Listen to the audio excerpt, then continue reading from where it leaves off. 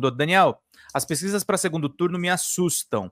Se contarmos os votos da direita, eles levam. O que você acha a respeito disso? A gente estava falando disso antes de entrar ao vivo aqui.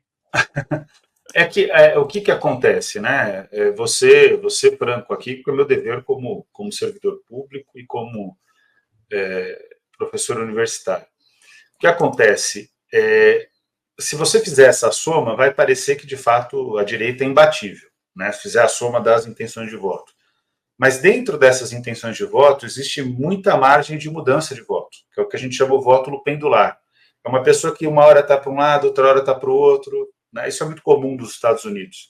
Foi o que garantiu a vitória do Joe Biden. É a expectativa também que o Joe Biden tem de vencer o Donald Trump. Quero deixar bem claro que os dois são péssimos, mas é claro que o menos pior é melhor do que o pior.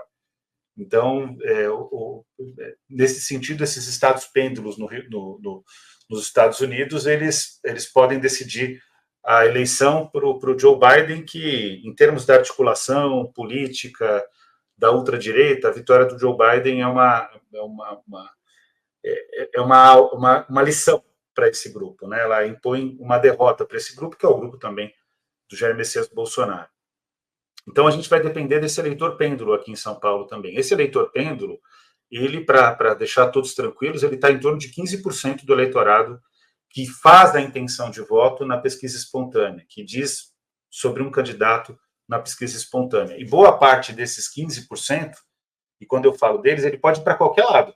Ele pode ir para o lado do Boulos, pode ir para o lado do candidato da direita que chegar num eventual segundo turno. O que acontece também, que é importante frisar, é que a própria candidatura da Tabata Amaral, que é uma candidatura de centro, ela também corresponde a esse pêndulo, né?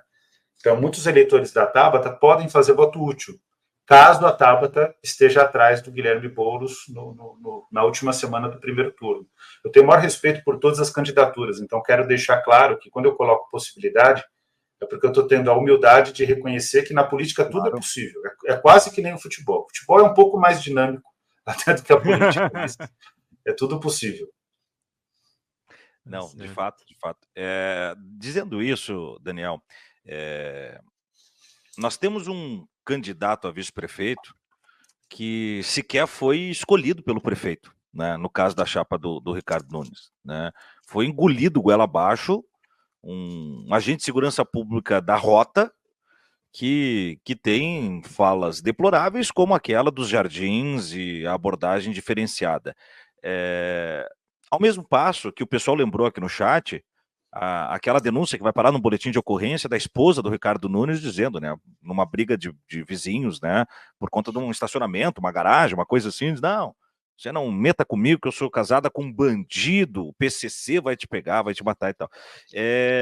De que maneira as pessoas não conseguem compreender, talvez, a natureza hedionda desses casamentos, desses arranjos, né? Se nós pegarmos assim, você falou na Luísa Erundina, você falou no Fernando Haddad, você falou na Marta Suplicy, aí tem o Guilherme Boulos, por mais que tenha até um degradê dentro desse entendimento de espectro político, são falantes do mesmo idioma político.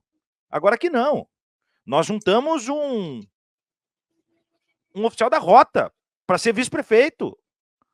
Nós juntamos, eu particularmente não estou por dentro muito do quadro que o Nunes pode ter como seu suporte, mas, sem dúvida nenhuma, um arranjo muito mais político do que técnico, experimentado.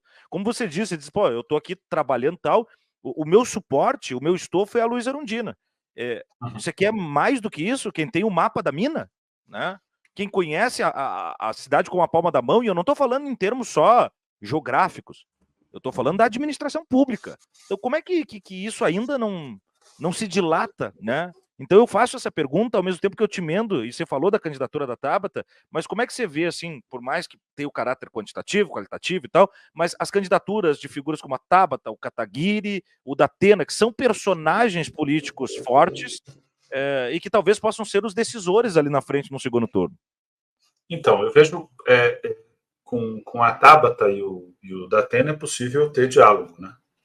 Tanto Tabata quanto Datena são pessoas que são dialogáveis. Existe uma diferença programática em relação aos dois, não dá para negar isso, afinal de contas, se não houvesse diferença programática, eles não seriam candidatos. Também a candidatura traz ideias, né? Tem uma outra compreensão, não se trata só de uma disputa por poder, né? Então, o que eu vejo? Que a Tabata e o Datena, eles podem dialogar com eventualmente uma candidatura do Guilherme Boulos já no primeiro turno, como também no segundo turno. A gente não sabe se o Datena de fato vai ser candidato, ele tem dito que vai ser candidato, eu não posso cravar, né, porque ele já teve 11 partidos, claro, se eu não me engano, depois que saiu do PT, ou 11 com o PT, um partido do qual ele ficou muitos e muitos anos, né, e o Datena, a tendência maior hoje, eu diria que ele não manter a candidatura, porque ele tinha uma expectativa de sair pontuando acima de 10. Ele está preso ali no Pablo Marçal. O Kiko Nogueira até falou disso outro dia, aqui no DCM, ele falou, poxa, vocês veem como a internet é poderosa, porque o Datena tem anos na televisão, vem o Pablo Marçal e toma a dianteira, né? Então tem um fator aí que a gente precisa observar. Agora, sobre o restante aí do espectro aí eleitoral, tem eleitor do Kim Kataguiri, porque Tabata e Datena já tem mais proximidade, a gente identifica isso nas pesquisas, tem mais proximidade com o eleitor do Boulos, né? Mas tem eleitor do Kim Kataguiri que também não quer votar no Ricardo Nunes e que não é ideologicamente vinculado ao Kim Kataguiri, está muito pautado pelos instrumentos que o Kim Kataguiri tem na internet e que pode vir eventualmente para um voto no Boulos. É importante sempre frisar isso, o candidato não é dono do voto, o dono do voto é o eleitor. Então ele navega como ele quer. E ainda bem que é assim, para todos os lados, né? Não tem dúvida sobre isso. Também tem gente que aponta voto no Pablo Marçal, mas que não quer o Ricardo Nunes e que pode ser que não vote no Boulos, isso é mais certo, mas que vote nulo ou vote em branco no segundo turno. Então, o caminho está sendo debatido. O que a gente não pode, no momento de pré-campanha, é desrespeitar adversários que estão levando a sua candidatura. Existe uma coragem importante em manter uma candidatura que é bom para a democracia.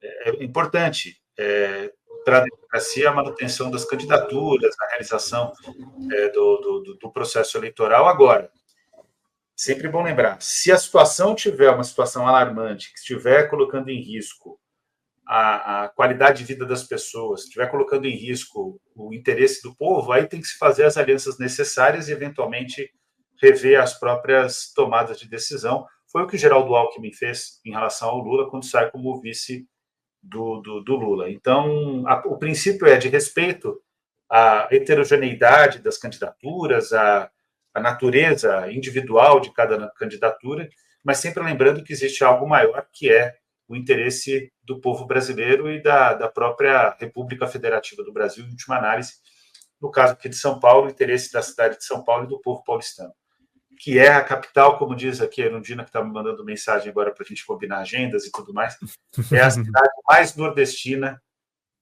do Brasil. Não é uma cidade no Nordeste, mas é uma cidade fortemente feita por nordestinas e nordestinos. Um beijo, Luísa, sempre bom aqui estar conversando com você.